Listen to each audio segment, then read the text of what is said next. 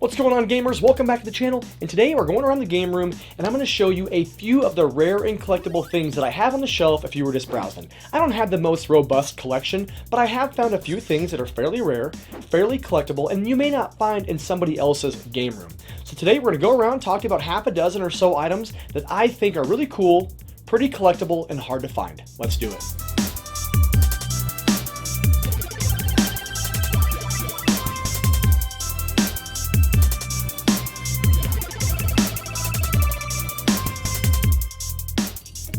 First things first, I'm starting off with the tag team from WrestleMania 1, Hulk Hogan and Mr. T. Now here's the deal.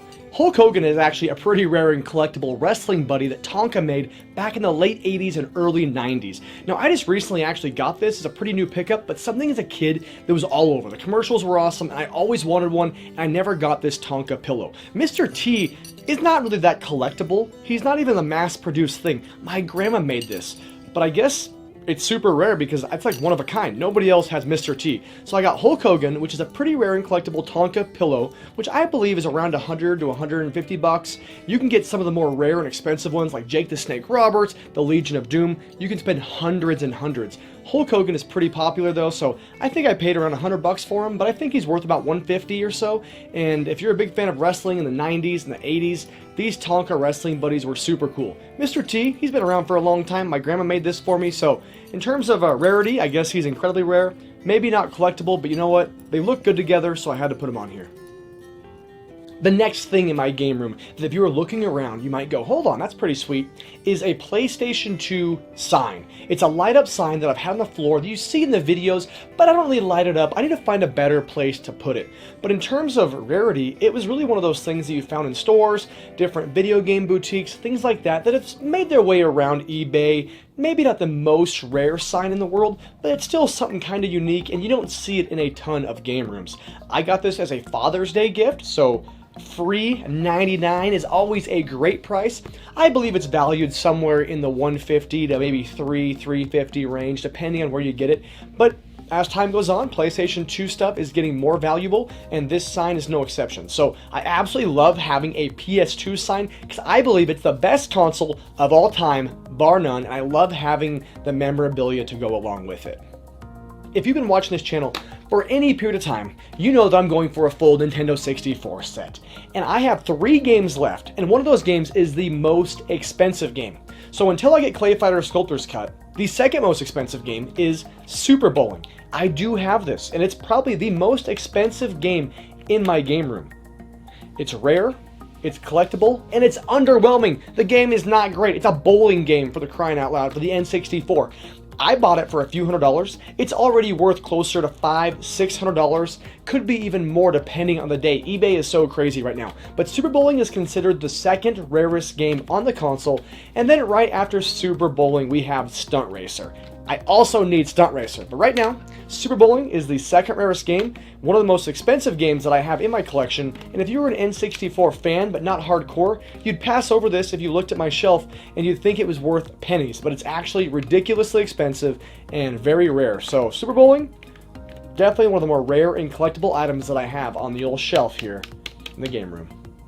Another recent addition that I've kind of started to collect for lately, but I had to make sure I got the most expensive and rarest one while I could, and that is Nintendo Power #1. That's right, I have the original Nintendo Power, the most expensive. This can go anywhere from 150 up to like 350 bucks. I mean, it just depends. The cool thing about this is that while it is a little bit weathered, it looks like it might have a little bit of damage on it, it is complete. This has the Legend of Zelda map in it. It has the mailer. It has every piece of paper, every page. Nothing is ripped, torn, or messed up. It is complete. It is the #1 Nintendo Power, complete in all of its glory. Even though it does have a little bit of maybe water damage or some weathering, it's still perfectly great. It's all complete. There's no rips or tears in it. So to have this in the collection is really cool. If you're a Nintendo Power collector, this really is kind of the holy grail item if you're collecting for them. I was fortunate enough to pick this up on eBay for like $103, which is still expensive for an old magazine. But I mean, we're talking like right now they're going for hundreds of dollars. So definitely glad to pick this up when I did and start that journey on the Nintendo Power collecting. When I started getting into more collecting, one of the very first items I said I'm gonna get is the Resident Evil 4 chainsaw controller. Now here's the deal, I haven't even beat Resident Evil 4 yet. I'm about 75% done as of right now. I've started playing it. But I wanted this stinking controller. It's complete, it's amazing, it's gory, it's nostalgic, and everybody that's into Resident Evil knows about the controller, but probably hasn't seen a ton of them. It's not the most expensive peripheral ever made, but it's definitely one of the most iconic in the history of gaming. And as far as controllers, might be #1 when it comes to unique and just crazy controllers. It works, it's pretty neat, and it sits in this box, but it looks awesome on my shelf. I wanted this, so I bought this a few years ago. Super happy I did, and it's just one of those where I look at it and I'm like, man, I'm so glad I have that.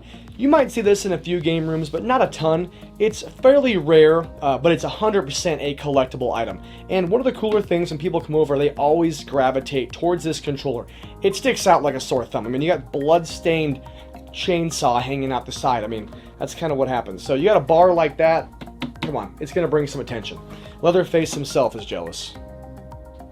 Another rare and collectible game that I have in my collection is either #1 or #2, kind of depending on the day for the PlayStation 2, and that's Rule of Rose. That's right, I got this from a local game store here in Spokane. I got it actually in Coeur d'Alene, Idaho. Here's the deal though, I'm missing one key component, the manual. And the manual goes for probably $100 to $200. So I think I paid around $280 for this, so I didn't get a smoking deal by any stretch of the imagination. But the way gaming is, I know it's going up, so I just wanted to get a copy of one of the rarest PS2 games. I haven't played Rule of Rose yet. It's one of those that just kind of sits on the shelf. It's in great condition. The box is fantastic. The disc looks like it hasn't been played. But Atlas is known for their low production run games, and I was just super pumped to have it.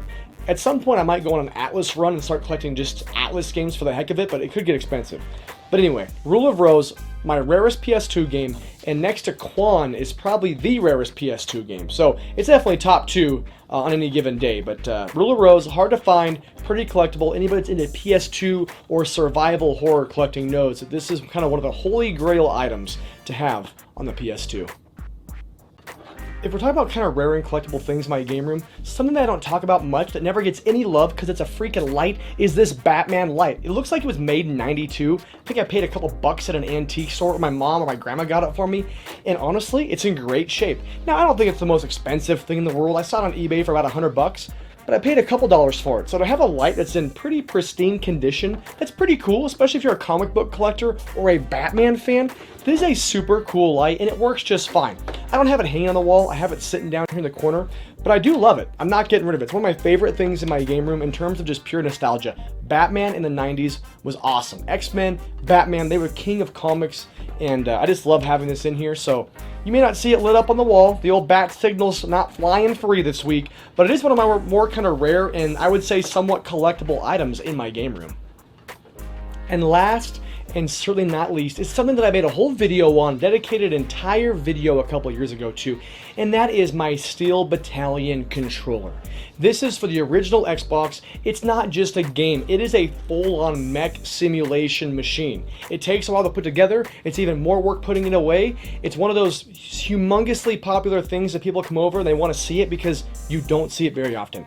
I paid a couple $100 for this, complete, at a local Facebook Marketplace meetup, and I was super pumped to get it. It's worth $300-400 now complete. It's one of those things that people know about. It's a holy grail item, the most expensive and rarest Xbox game because of the mech simulation machine portion. The game itself isn't that rare, I guess, but you can't really play the game without the full machine. So to have the full machine in the original box, maybe the box is a little bit beat up, but it just makes it awesome. So I have that on the shelf, as you can see here, got some B-roll going. One of my rarest and most collectible items in my game room, and definitely a talking point anytime I have some nerds coming over. And let me tell you, when they want to play it, it's always tears. It is a pain to set up. But once you do it, it's really cool, always puts a smile on people's face, and at this point it's actually a little bit underwhelming just because it's the OG Xbox. I mean, it's great, but, you know, if they made a mech simulator now, come on, it'd be ridiculous.